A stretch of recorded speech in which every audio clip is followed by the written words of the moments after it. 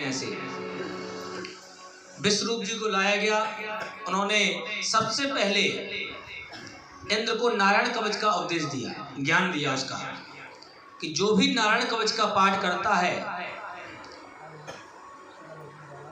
वो ऐसे बच के आता है जिसको कहा जाता है ना, बाल बाल बच गए। कितना भी खतरनाक कुछ भी एक्सीडेंट आदि कुछ भी घटना घट जाए, यदि वो नारायण कवच का पाठ करने वाला है तो भगवान उसको मौत के मुख में से बाहर निकाल लाते हैं।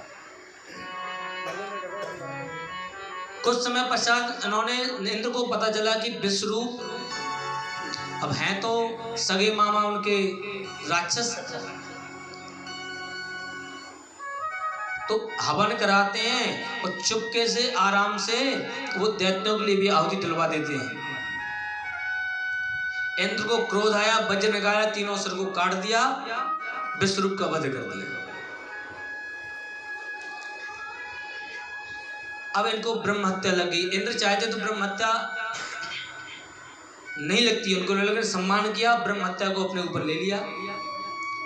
कुछ काल तक भटकते रहे, इंद्र की गद्दी पर नहीं बैठे। तब ब्रह्मा जी ने उनकी ब्रह्म हत्या को 4 भाग में बांट दिया। का पहला भाग दिया पृथ्वी को, का तुम इंद्र की ब्रह्म हत्या ले लो अपने ऊपर। तो पृथ्वी में जहां जहां ऊसर भूमि है वो ऊसर भूमि ब्रह्म हत्या का स्वरूप है। पृथ्वी ने कहा इसके बदले में मुझे क्या मिलेगा?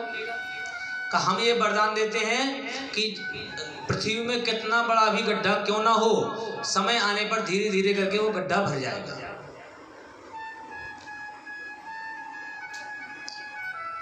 दूसरा भाग दिया पेड़ों को, जो पेड़ों से गोंद निकलती है, गोंद ब्रह्म हत्या के स्वरूप है।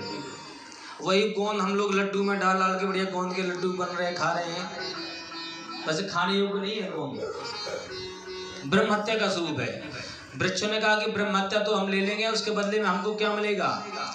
कहा वृक्षों को ये कहा कि तुमको काट दिया जाएगा, छील दिया जाएगा, लेकिन समय आने पर तुम्हारा भी घाव अपने आप भर जाएगा। तीसरा भाग दिया पानी को, जो पानी में फेन निकलता है ना, बुदबुदा सा, वो फेन काई, ये सब ब्रह्म हत्या का स्वरूप है। तो पानी ने कहा कि हमको क्या मिलेगा इसके बदले में? कहा तुमको कितना भी खर्च किया जाए, लेकिन फिर भी तुम निरंतर बहते रहोगे, कभी तुम खत्म नहीं होगे, रुकोगे नहीं। और चौथा भाग दिया स्त्रियों को, आप सभी जानते हैं। इस प्रकार से ब्रह्म हत्या को 4 जगह बांटा गया। अब जो विश्वरूप के पिता थे तुष्टा मुनि, उनको पता चला कि इसने तो, इंद्र ने मेरे छल से मेरे बेटे को मार दिया है। तब इन्होंने एक यज्ञ किया और बड़ा प्रतापी पुत्र प्रकट किया उससे, जिसका नाम था वृत्तासुर। वृत्तासुर का युद्ध अर्जुन के इंद्र के साथ हुआ। तब इंद्र के वज्र में भगवान के दर्शन करने लगा वृत्तासुर, भगवान की स्तुति की।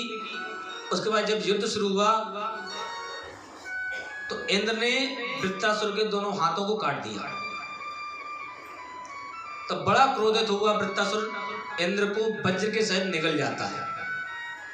लेकिन इंद्र को नारायण कवच का ज्ञान था, इसके प्रभाव से उसका कुछ नहीं बिगड़ा। और 1 वर्ष के बाद वज्र के द्वारा उसका पेट फाड़ करके वो इंद्र बाहर निकल आता है। बोलिए भक्तवत्सल भगवान की। कहा महाराज वृत्तासुर ऐसा कौन था जिसको इंद्र के वज्र में भी भगवान के दर्शन होते हैं? का चित्रकेतु राजा था, इसकी 10,000 रानियां थी। एक रानी को पुत्र हुआ तो सब रानियों को ईर्ष्या हुई, उसने बच्चे को जहर दे दिया, मर गया। और अंगिरा मुनि और नारद उनके पास आए और उस जीवात्मा को बुला करके उसको बताया कि मैं तो आपका पुत्र हूँ नहीं, कई जन्मों में मैं आपका पुत्र बना, आप मेरे पिता बने, कई जन्मों में मैं आपका पिता बना, आप मेरे पुत्र बने। और कई जन्मों में हमारा और आपका कोई मिलन हुआ ही नहीं। मैं तो जीवात्मा हूँ, इसलिए जब तक संसार में था तब तक आपसे मतलब था। अब मैं मुक्त हो गया हूँ, अब आपसे मेरा मतलब नहीं है। उस चित्रकेतु राजा को ज्ञान हुआ, उसने तपस्या की, विद्याधर बना। इसने शिव और पार्वती को उल्टा सीधा कहा कि आप ऐसे हैं, बैठ करके कथा सुना रहे थे, तो पार्वती मैया ने उनको श्राप दे दिया, जिससे वो राक्षस बना। ऐसे वृत्तासुर का भगवान इंद्र के द्वारा उद्धार कराते हैं। बोलिए भक्तवत्सल भगवान की जय। कहा परीक्षित जी कहते हैं कि महाराज ये बताइए, आप एक बात कहते हैं कि भगवान समदर्शी हैं, भगवान कभी भेदभाव नहीं करते, फिर आप इतनी देर से कथा सुनाते जा रहे हैं और हमेशा यही सुनने को मिल रहा है भगवान ने राक्षसों को मारा, राक्षसों को मारा, दैत्यों को मारा। तो साफ साफ बात हो गई ना कि दैत्यों के भगवान दुश्मन है, देवताओं के रक्षक हैं। पक्षपात तो सामने दिखाई दे रहा है। तब सुखदेव जी कहते हैं जैसे तुम मुझसे प्रश्न कर रहे हो ना, ऐसे तुम्हारे दादा युधिष्ठिर ने नारद जी से प्रश्न किया था। कब? जब राजसूय यज्ञ हो रहा था और प्रथम पूजा करने के लिए विचार किया कि किसका पूजन किया जाए, तो सबने सम्मति दी भीष्म पितामह के द्वारकाधीश कृष्ण का पूजन किया जाए। दुर्योधन आदि की इच्छा तो नहीं थी, लेकिन फिर भी वो कुछ नहीं बोल पाए, चुपचाप बैठे रहे। जैसे ही उनका पूजन करने के लिए युधिष्ठिर तैयार हुए, इतने में शिशुपाल वहां पर आ जाता है, जो भगवान श्री कृष्ण की बुआ का लड़का है।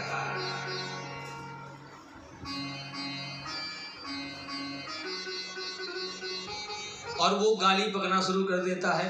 अरे युधिष्ठिर, तुम्हारी बुद्धि में तो पत्थर पड़ गए हैं, तुम इस ग्वालिये की पूजा कर रहे हो। अरे इसकी ना पता चले असली माँ कौन है, असली पिता कौन है। कहीं पर इसने जन्म लिया, कहीं पर उसका पालन पोषण हुआ, ग्वाल बालों के बीच में रहने वाला, और जरासंध से डर करके भाग गया भगोड़ा, द्वारका में समुद्र के बीच में रहता है, पर इस भगोड़े की पूजा कर रहे हो तुम। और भीष्म की तो बुद्धि खराब हो गई, बूढ़ा हो गया है, इसकी बुद्धि में सही नहीं समझ में आ रहा कि क्या सही है क्या गलत है।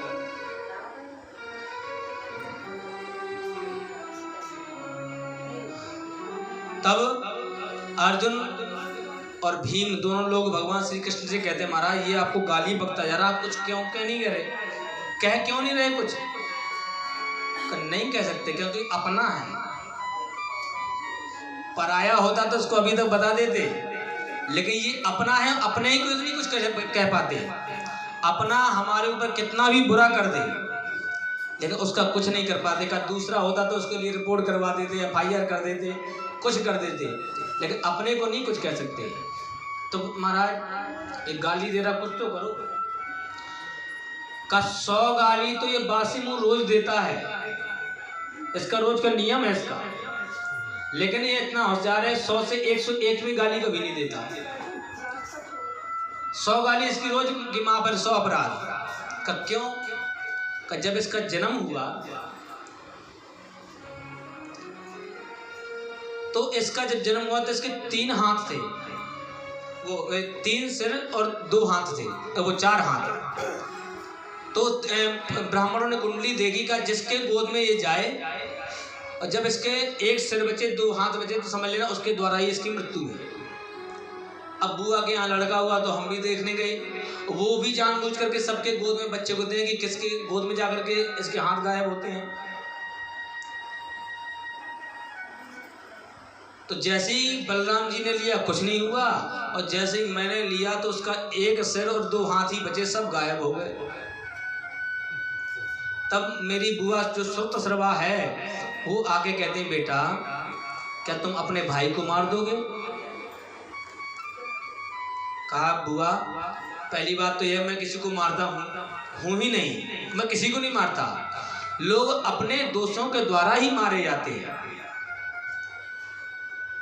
और यदि विधि विधान में ऐसा ही लिखा हो कि मेरे हाथ से मरना तो मैं उसमें कुछ नहीं कर सकता। कब कुछ तो कंसेशन कर दो, मैं जब इतनी सिफारिश कर रही हूँ आपसे। कहा माता जी बुआ जी ऐसा है, ऐसी बात है तो मैं इसके प्रतिदिन के 100 अपराध क्षमा करूंगा, 100 अपराध तक इसको कुछ नहीं बोलूंगा, और 101वां हुआ छोड़ूंगा नहीं, मैं आपको वचन देता हूं। तो शिशुपाल को पता है कि 100 अपराध तक कुछ बोलने वाला नहीं, इसलिए खूब 100 गाली रोज बकता है।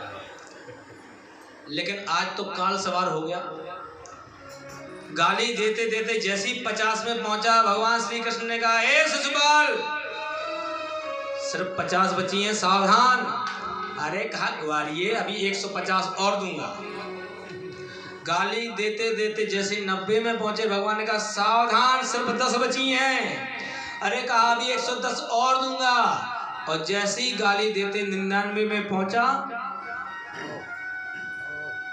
भगवान ने सुदर्शन चक्र को बुला लिया, शिशुपाल सावधान सिर्फ 1 बची है। अरे कहा अभी 101 गाली और दूंगा। और जैसे ही 100 हुई और 101वीं गाली दी, सुदर्शन चक्र गया और शिशुपाल का गर्दन सर धड़ से अलग कर देता है और दिव्य ज्योति निकलती है, भगवान के चरणों में विलीन हो जाती है। बोलिए कृष्ण कन्हैया लाल की जय। श्री तो ऐसे ही प्रश्न युधिष्ठिर जी ने कहा कि महाराज इसने शिशुपाल को क्यों मार दिया? भगवान ने सदैव राक्षसों को ही मारते हैं, और शिशुपाल ऐसा कौन है जिसकी दिव्य ज्योति भगवान के चरणों में विलीन हुई? क्योंकि कोई महापुरुष ही होता है, कोई दिव्य पुरुष ही होता है जिसकी दिव्य ज्योति भगवान के चरणों में विलीन होती है। का शिशुपाल कोई और नहीं, जय विजय जिनको श्राप लगा था उसमें से एक शिशुपाल बना, एक दंतवक्त्र बना। इसलिए भगवान के पार्षद थे, भगवान की जो दिव्य ज्योति में उनकी विलीन हो गई। तो सुखदेव जी कहते हैं, फिर महाराज तो किसके ऊपर कृपा की जो भगवान को समझा जाए कि पक्षपात नहीं करते? भगवान ने कृपा की है प्रहलाद के ऊपर। उनके पिता हिरण्यकश्यप का तो पेट फाड़ रहे हैं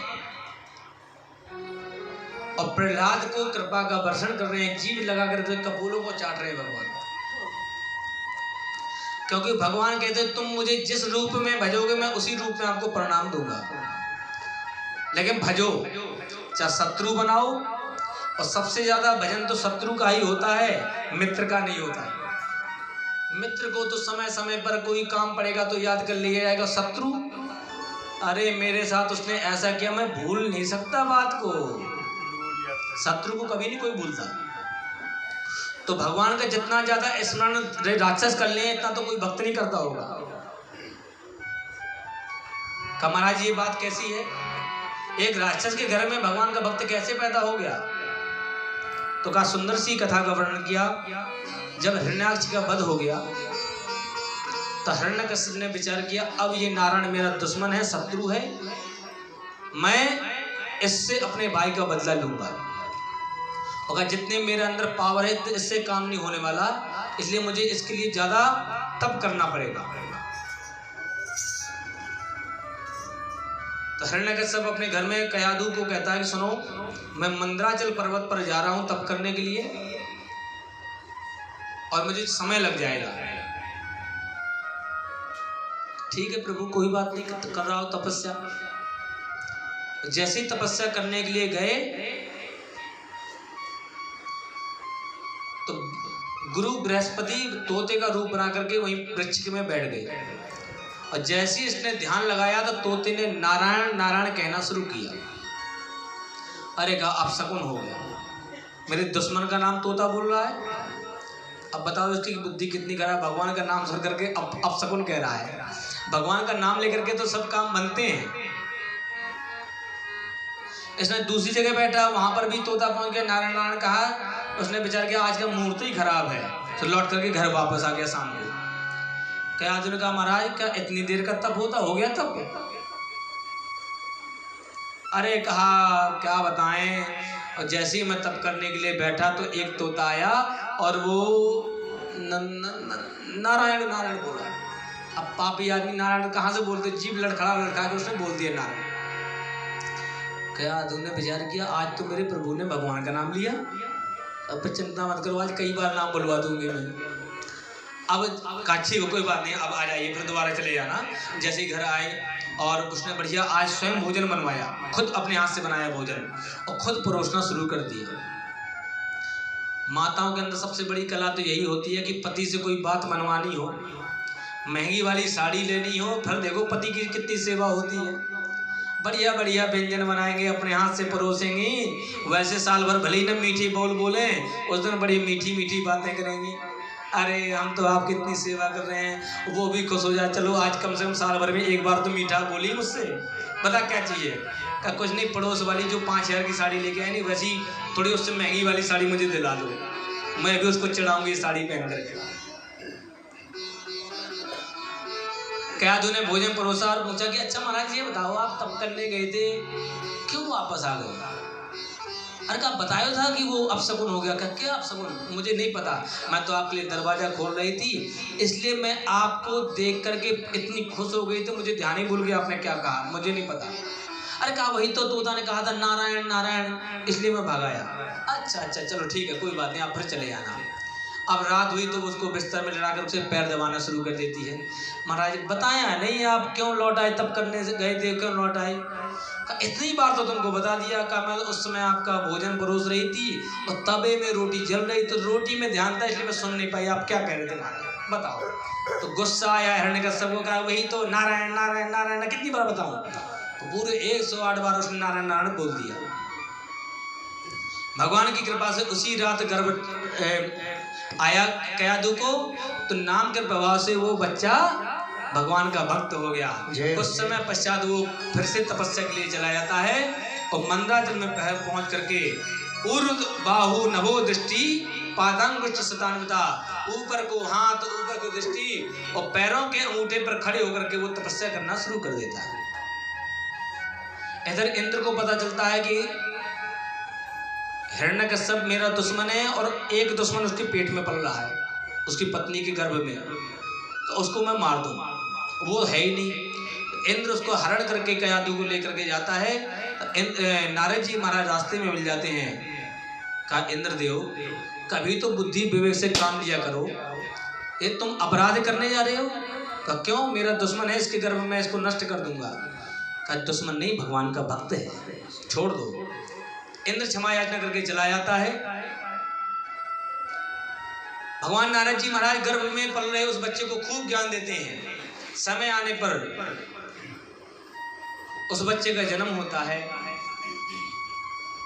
और उसका नाम प्रहलाद रखा जाता है। यहाँ पर जब तपस्या करके ब्रह्मा जी प्रसन्न हो जाते हैं और कहते हैं बेटा क्या वरदान चाहिए, हम आपकी तपस्या से बहुत प्रसन्न हैं। हिरण्यकश्यप कहता है महाराज मुझे वरदान यही चाहिए कि हम काहू के मरे ही न मारे, हमें अमरता का वरदान दे दीजिए, हम किसी के द्वारा मरे नहीं। ब्रह्मा जी ने कहा एक दिन हमको भी मरना है, हम खुद अमर नहीं है, हम कहां से अमरता का वरदान दे दें? तो इसके बदले में तुम जो वरदान मांगोगे वो वरदान हम आपको दे देंगे। तो कहा फिर इसके बदले में जितने वरदान मांगो मांगो, कहा कोई बात नहीं, चाहे जितने वरदान मांग लो, लेकिन अमरता का वरदान मत मांगो, क्योंकि अमरता का वरदान हम नहीं दे पाएंगे। तब कहता कि महाराज नांतर बहिर्दिवानक्तन अन्यस्यादपि चायुधि ना भूमो नाम्बरे मृत्युर्नरेर्न मृगैरपि। हमारे हमको ये वरदान दीजिए कि ना अंदर मरे ना बाहर मरे, ना दिन में मरे ना रात में मरे, ना ऊपर ना नीचे, ना किसी पशु से ना किसी मनुष्य से। कहा ठीक है, वरदान दिया। कहा ठीक है जा रहा हूँ। ब्रह्मा जी से कहा ठीक है महाराज जाओ। और जैसे ही मेट्रो स्टेशन तक पहुंचे होंगे कि आवाज लगाई महाराज रुको रुको रुको रुको। कहा क्या हुआ? क्या वरदान और दे दो? कहा दे तो दिए, इतने में काम नहीं चलेगा, और वरदान चाहिए। अरे महाराज तपस्या बहुत की है, वरदान देने से आनी कहानी मत करना, हमको बहुत तपस्या की है, बहुत कठिन तपस्या की है। अच्छा बताओ बताओ क्या वरदान चाहिए? महाराज ये वरदान दे दीजिए कि ना हम किसी अस्त्र से मरे, ना शस्त्र से मरे, ना सूखे से मरे, ना गीले से मरे। ठीक है और बताओ? अच्छा महाराज तुम्हारी सृष्टि में जितने बने हैं किसी हम तुम्हारी सृष्टि वाले से किसी के द्वारा ना मारे। दिया। अब महाराज एक वरदान और दे दो। कौन सा? कब साल के 12 महीना में से किसी महीने में हमारी मृत्यु ना हो। वरदान ऐसे मांगे कि अमर तो हो ही जाना है। ब्रह्मा जी का दिया। ब्रह्मा जी ने विचार किया मेरा काम है वरदान देने का, भुगतने का काम है नारायण का, तो भुगतते रहेंगे, मैं तो ये चला वरदान देके चले गए। अब इसने आतंक फैलाया, सब जगह दिग्विजय प्राप्त की और सब जगह यही आदेश दे दिया कि जो भी भजन करेगा मेरा भजन करेगा, इसके अलावा कोई नारायण का नाम नहीं लेगा। जिसने नारायण का संत ब्राह्मणों और गौ का पूजन किया उसको मृत्युदंड मिलेगा। लेकिन अब इसको क्या पता था कि मेरे घर में मेरा भगवान का भक्त आने वाला है। 4 बेटे हुए, हिराद, अनुहराद, संभ्राद और प्रहलाद। प्रहलाद जी को गुरुकुल भेजा पढ़ने के लिए।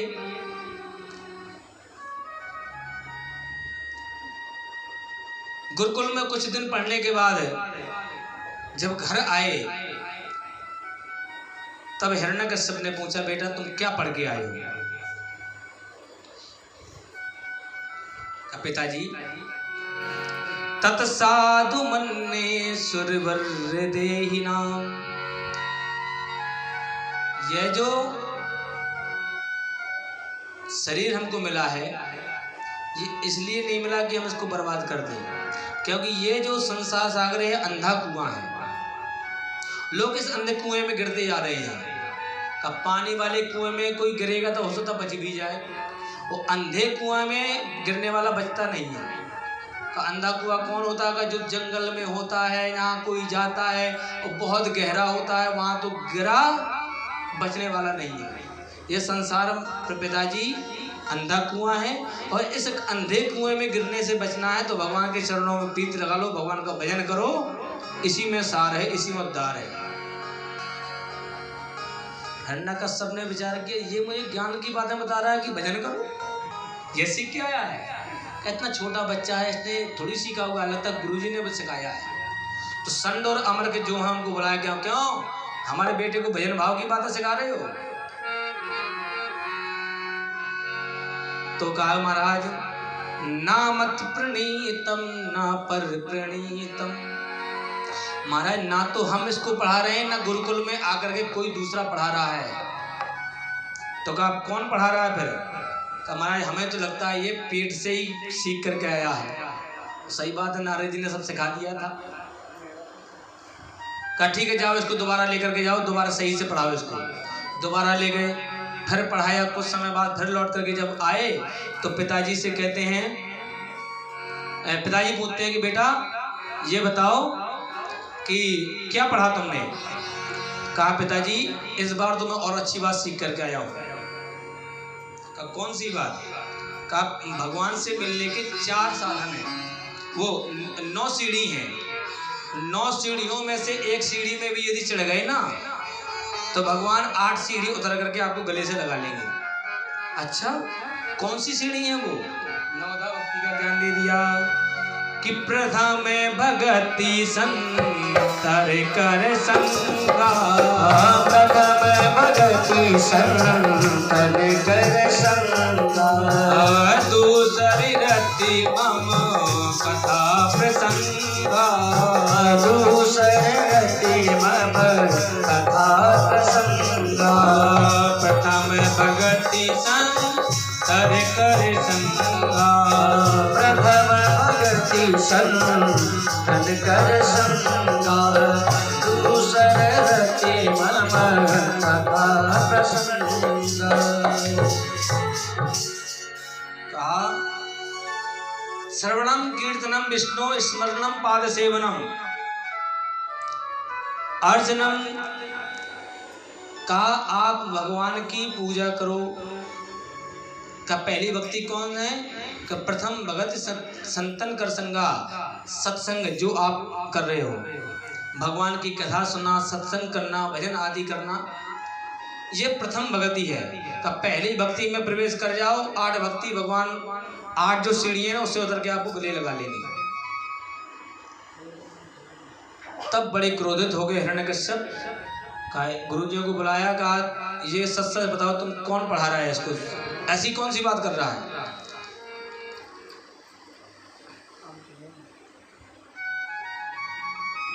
और तलवार निकाली और गुरुजी के गर्दन में रख दी, संड और अमर के। सही सही बताओ। कहा महाराज हमें नहीं पता ये कहाँ से पढ़ के आ रहा है, एक बार आखिरी समय और मौका दे दो, इस बार हम इसको अच्छे से पढ़ाएंगे, अब नहीं करेगा गलती ऐसी। इस बार फिर लेवा करके चले गए।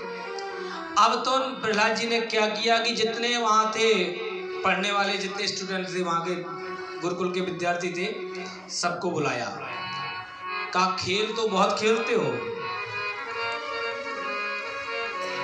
लेकिन आज मेरे साथ बहुत अच्छा मैं आपको बता रहा हूं एक खेल का। क्या है का भगवान नारायण का नाम जपना है। जय हो श्रीमन नारायण नारायण नारायण, श्रीमन नारायण नारायण नारायण, श्रीमन नारायण नारायण नारायण, श्रीमन नारायण नारायण नारायण, लक्ष्मी नारायण नारायण नारायण, श्रीमन नारायण मुझ में नारायण, तुझ में नारायण, मुझ में नारायण, तुझ में नारायण, सब में नारायण नारायण नारायण, सब में नारायण नारायण नारायण।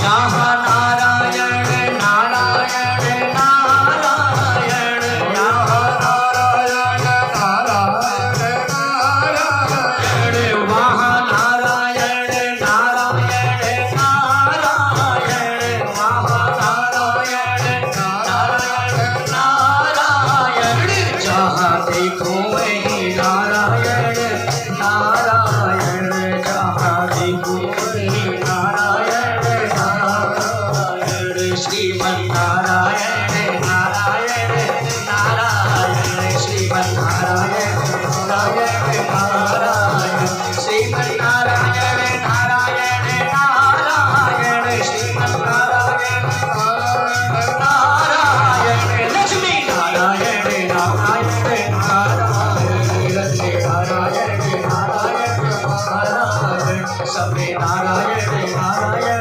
नारायण। बोलिए नारायण भगवान की जय। जय श्री राधे श्याम। सब भजन करने लगे। और जब भजन की आवाज सुनी गुरुकुल में तो संडामर्क ने विचार किया ये क्या हो गया। तो दौड़ करके आए कि देखा बीच में तो प्रहलाद जी खड़े हैं, अगल बगल पूरा गोल गोल घेरा बना करके जितने विद्यार्थी सब खड़े हैं, सब भगवान का नारायण नारायण भजन गा रहे हैं। तो उनको क्रोध आया और जैसे ही प्रहलाद को हाथ लगाया कि इसको रोका जाए, इनको भी करंट लग गया, इन्होंने भी गाना शुरू कर दिया श्रीमन नारायण नारायण। अब इतनी जोर से आवाज होगी राजा के हिरण्यकश्यप के भवन तक आवाज पहुंची। उन्होंने एक दूत को कहा जाओ गुरुकुल से कुछ आवाज आ रही है, कैसी आवाज है।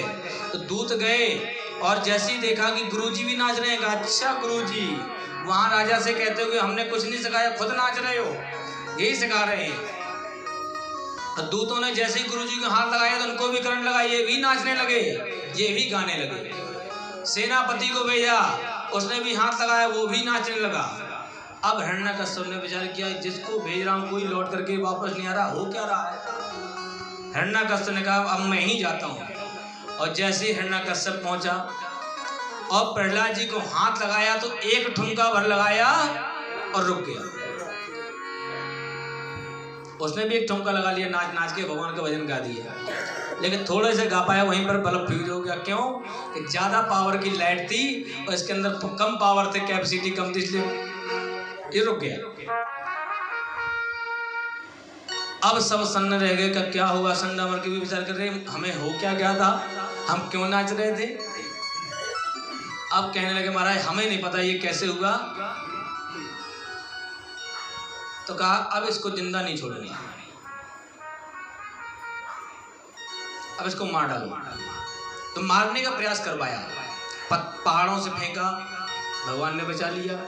हाथियों के बीच में छोड़ दिया कि जाओ हाथियों के कमरे में छोड़ दो, हाथी कुचल देंगे। तो नारायण नारायण वहां गाने लगे। तो हाथियों ने कहा अरे ये तो उसी नारायण का नाम ले रहे हैं जो जिन्होंने गजेंद्र हाथी को बचाया था, हम इसको कैसे मार सकते हैं। तो उठाया, ऊपर बैठा लिया, सब गाने लगे हाथी। सांपों के यहाँ पर भेजा कि सांप काट लेंगे। तो सांपों ने कहा हमारे जो पूर्वज हैं श्री शेषनाग जी, उनके स्वामी नारायण का नाम ले रहे हैं, हम कैसे काट सकते हैं। तो उन्होंने भी नहीं काटा।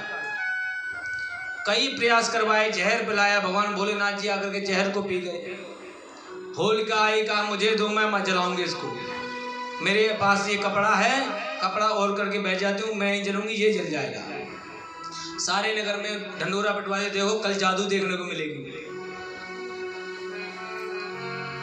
चिता बनाई गई, उसमें आग लगाई गई और प्रहलाद जी को लेकर के होलिका बैठ के कपड़ा उड़ा लिया और विचार किया कि जब आग जोर पकड़ जाएगा तो कपड़ा हटा लूंगी, मैं ओढ़ लूंगी, जब प्रहलाद जल जाएगा और कहेंगे थोड़ा एक्सीडेंट हो गया, सच में जल गया, कोई दोष नहीं आएगा।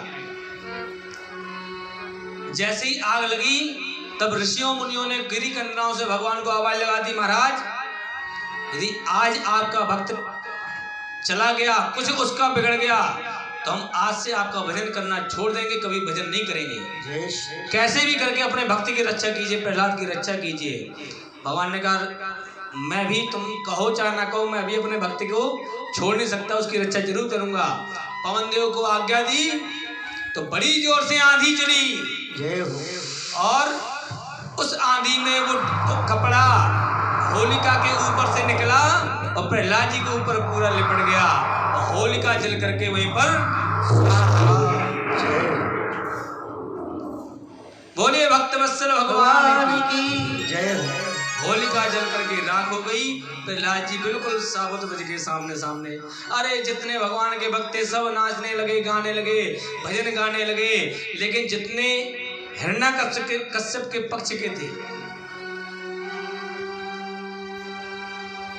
वो सब दुखी हो गए और दारू पी पी के झूमने लगे, नालियों में गिरने लगे, एक दूसरे को मारने पीटने लगे, बुरी दशा कर ली। और जिस दिन से होली जली उस दिन से होली का पर्व मनाया गया, क्योंकि भगवान के भक्तों ने रंग गुलाल उड़ा करके भजन गा करके उत्सव मनाया और हिरण्यकश्यप के पक्ष वालों ने दारू पी पी के नाली साफ करना शुरू कर दिया। आज भी दोनों पक्ष मिलते हैं, है ना। तो तब से होली का पर्व दोनों पक्ष वाले मनाते हैं। अब आप लोगों को विचार करना है कि आपको कौन से पक्ष वाला मनाना है, ये आप सब लोगों को सोच के चलना है। अब जब देखा हिरण्यकश्यप ने कि मेरी बहन भी चली गई, अब किसी से नहीं इसको मारने को कहूंगा, मैं खुद मारूंगा। आकर के पकड़ लिया घर के आंगन में और तलवार निकाली, बता तेरा नारायण कहाँ है।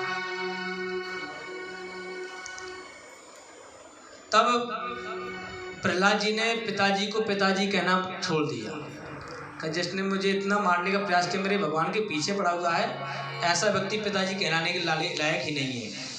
कन्ना केवलम में भवतस्य राजन, हे राजन, पिताजी ने कहा राजा कह दिया, अरे जिस तुम्हारे पिता ब्रह्मा के चक्कर में तुम दुनिया को कुछ नहीं समझ रहे, उनका वरदान पाकर के तुम बड़े अहंकार में रहते हो, तो उसी तुम्हारे पिता ब्रह्मा को बल देने वाले, प्रकट करने वाले मैं भगवान नारायण के बल से मैं तुमको कुछ नहीं समझता। और सही भी कहा गया है कि जो भगवान का नहीं उससे तुम्हारा कोई रिश्ता हो ही नहीं सकता। क्या किसी ने छोड़ा है भगवान के लिए अपने परिवार को? का बिल्कुल। तजो पिता प्रहलाद, विभीषण बंधु, भरत महतारी, बलि गुरु तजो, कंस भ्रज बन तनु, भय मुद मंगलकारी। विभीषण ने भगवान के लिए भाई को छोड़ा, बलि ने गुरुजी को छोड़ा और पिताजी को प्रहलाद जी ने छोड़ दिया। जो भगवान का नहीं वो किसी का नहीं। राजन जिस ब्रह्मा जी के बल से तुम किसी को नहीं समझते, उसी ब्रह्मा जी को बल देने वाले मैं भगवान नारायण के द्वारा मैं आपको कुछ नहीं समझता। बताओ क्या करना है? क्या बताओ कहाँ नारायण है तेरा? बड़ा नारायण नारायण जपता रहता है, कहाँ है नारायण? का पिताजी गलत प्रश्न कर रहे हो। तो कौन सा प्रश्न करना है? ये पूछो कि कहाँ नहीं है। अरे हमारा परमात्मा नारायण भगवान तो कण कण में, अणु अणु में, हर जगह पर विद्यमान है। तुम्हारे अंदर भी है, मेरे अंदर भी है। अच्छा, सब जगह है? इस घर में है? कहा इस घर में है। अच्छा, जो सामने जो खम्भा लगा है, खम्भे के अंदर है? तो बिल्कुल पिताजी खम्भे के अंदर है। यदि आप कह दो कि तुम्हारे नाक के अंदर, तुम्हारे नाक के अंदर भी है। अच्छा, खम्भे में छपा है मेरा दुश्मन? का बिल्कुल। का जब मेरा दुश्मन मेरे घर के अंदर खंभे में छपा है तो फिर मैं कैसे छोड़ दूं? का बेटा तुमको बाद में समझूंगा, पहले इनको समझ लूं। उठाई तलवार और बड़ी जोर से प्रहार किया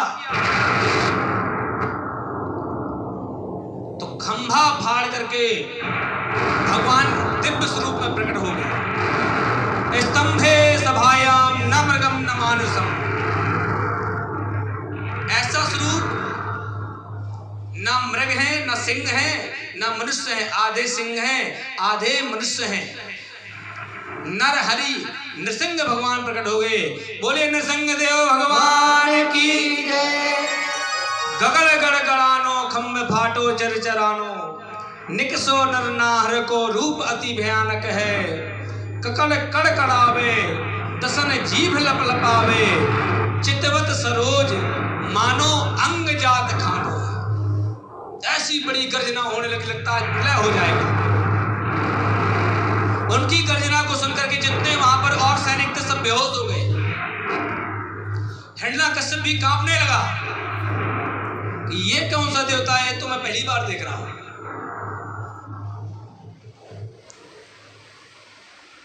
कहा ठीक है, कोई बात नहीं, जब दुश्मन आएगा तो लड़ाई करते हैं। लड़ाई हो गई शुरू। भगवान ने सुबह से लेकर शाम तक खूब पीटना शुरू किया और लास्ट में जैसी शाम का समय हुआ, उठा करके देहली में गए। देहली में जाकर के अपनी गोद के ऊपर लेटा करके पटक लिया। हिरण्यकश्यप बोलो, जाए भी वाले हो, ऐसे कैसे चले जाएंगे? हमने बड़े वरदान मांगे हैं ब्रह्मा जी से। अब कौन सा वरदान मांगो नहीं बताइयो? अरे हमने पहला वरदान तो यही मांगो है कि ना हम दिन में मरे ना रात में मरे। अच्छा, हिरण्यकश्यप ने अपने आंखन के पटनन को खोल के देखियो तो दिन है कि रात है? महाराज झुर पटोसो है कि ना दिन सो लग रहा हो ना शाम सो, संध्या काल की समय चल रही। कब बेटा मरवे वाले हो? महाराज नहीं मर पाएंगे। कब क्यों? हमने वरदान ये भी मांगा था कि ना घर के बाहर मरे ना अंदर। बताइए कहाँ हो? कमारा ना तो घर के बाहर है ना अंदर है, बीच देहली में पटक राखो है। जाए भी वाले हो? का रसगुल्ला थोड़ी है जो ऐसी को पक लोगे, ना मरेंगे। बताइए ना कैसे ना मरोगे? ये हमने ये भी वरदान मांगा कि ना ब्रह्मा जी की सृष्टि में से किसी से ना मरे। आंखन को खोल के देख, तुम्हारे ब्रह्मा को बनाने वाले हम ही हैं, ब्रह्मा जी ने हमको नहीं बनाया। अच्छा, ना हम सिंह से मरे, जानवर से, ना मनुष्य से। बताइए ना कैसे हैं? महाराज ऊपर कछु और हो, नीचे कछु और हो, आधे शेर हो आधे मनुष्य हो, 50-50 हो। का जाए वाले हो? ना महाराज। का फिर कौन सा वरदान मांगा? का ना ऊपर ना नीचे का, तो गोद में लेटे हो, ना ऊपर हो ना नीचे। का 12 महीना में से किसी महीना में नहीं। का ये अधिक मास जो लौंड का महीना आता है, ये तुम्हारे लिए स्पेशल बनाएगा मारने के लिए। का 13वां महीना तुम्हारे लिए बनाया, अब नहीं बचने वाले। कन्ना अस्त्र से ना शस्त्र से, का देखो बड़े बड़े नाखून, ना अस्त्र है ना शस्त्र है। कन्ना गीले से ना सूखे से, ना ये गीले हैं ना सूखे हैं। अब जाए भी वाले हो। उसी समय भगवान ने हिरण्यकश्यप के पेट को चीर दिया और उसकी अंतड़ियों को निकाल करके गले में डाल दिया। बोलिए नृसिंह देव भगवान की जय हो। अब हिरण्यकश्यप तो मर गया, लेकिन भगवान का क्रोध शांत नहीं हो रहा। बड़ी जोर से दहाड़ लगाते हैं। किसी भी देवता की हिम्मत नहीं पड़ रही कि उनके पास आए। ब्रह्मा जी आए स्तुति करने, महाराज क्रोध शांत करो। ब्रह्मा जी तुम तो दूर ही भाग जाओ, तुम ऐसे ऐसे वरदान देते हो, मुझे कैसे कैसा स्वरूप धारण करना पड़ता है, तुम तो सामने ही मत आना मेरे, तुम्हारे चक्कर में आधा आधा बनना पड़ता है, भागो यहाँ से। जितने देवता है सबने स्तुति के लिए भगवान किसी से नहीं माने। कहा अब कौन मनाए? कहा देखो विचार करो, पति कितना भी क्रोधित हो पत्नी मना लेती है, लक्ष्मी मैया के पास चलो वो मनाएगी। अच्छा, तो लक्ष्मी मैया के पास सब देवता गए, महाराज माता प्रभु जी बड़े क्रोधित हो रहे हैं, कृपा करके उनको मना लीजिए। लक्ष्मी जी को तो विश्वास ही ना हो कि भगवान कैसे क्रोधित हो सकते हैं। अरे इनका तो स्वरूप कैसा है, शांताकारम भुजग शयनम, सदैव शांत स्वरूप रहने वाले हैं, और क्रोधित कैसे हो रहे हैं? अरे का कोई चिंता की बात नहीं, हम मना लेंगे।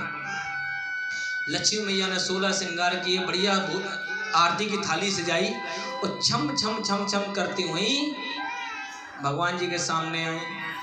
और जैसे ही भगवान का पहले स्वरूप देखा दूर से, तो पहले तो घबरा गई, ये हमारे भगवान जी हैं, कितना भयानक स्वरूप, हमने तो आज तक ऐसा देखा नहीं कभी। अब कोई बात नहीं, गुस्सा तो शांत करनी पड़ेगी। तो जैसे ही पास में पहुंची, भगवान जी ने विचार किया, यदि आज हम अपनी पत्नी से मान गए तो कहें देखो भगवान जी भी अपनी पत्नी से मान गए थे। तो एक कहा लगाई, लक्ष्मी मैया ने कहा बाप रे बाप, ये कहीं थलिया गिरी कहीं लक्ष्मी मैया, राम राम, हम नहीं आज से इनको मनाएंगे, तुम ही मनाओ, हम तो जे चले। लक्ष्मी मैया भाग गई वहां से। तब नारद जी ने कहा देवताओं से, कहा ये विचार करो कि भगवान ने अवतार किसके लिए लिया है? प्रहलाद के लिए। कब प्रहलाद से क्यों नहीं कहते भगवान को मनाए? तब प्रहलाद जी को कहा, प्रहलाद जी गए, भगवान की स्तुति की।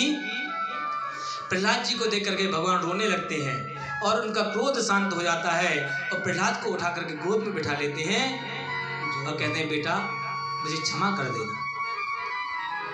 एक छोटे से नाजुक अंग पर उसने कितनी प्रताड़नाएं दी तुमको, कितना कष्ट दिया, और फिर मैंने आपको बचाने में बड़ी देर लगा दी, इसलिए बेटा मुझे प्रहलाद मुझको क्षमा कर दो। और अपनी जिह्वा को निकाल करके प्रहलाद जी के कपोलों को चाटने लगते हैं, लाड़ करने लगते हैं। भगवान ने क्यों चाटा? क्योंकि एक बार गौ माता ने भगवान से कहा था, देखो मुझे वत्सल कहते हैं, वत्सला गाय कहते हैं, क्योंकि मैं जीभ निकाल कर अपने बछड़े को चाट करके प्यार करती हूँ। क्या तुमने किसी भक्त को जीभ लगा करके चाटा है कि जो तुमको भक्त वत्सल भगवान कहते हैं? कहा नहीं। तब भगवान ने कहा मैं अपना नाम तो सार्थक कर ही दूँ।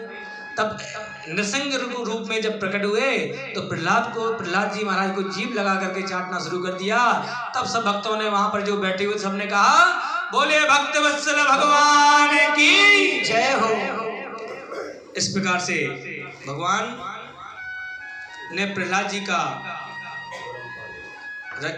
की रक्षा करके हिरण्यकश्यप का उद्धार किया।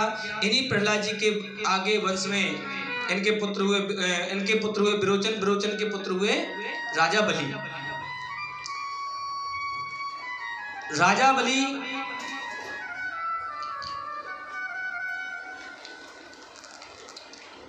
ने आक्रमण किया, क्योंकि मृत संजीवनी विद्या शुक्राचार्य जी के पास थी। तो देवता मरे तो मर जाएं, और राक्षस मरे तो उनको जिंदा कर दें शुक्राचार्य जी।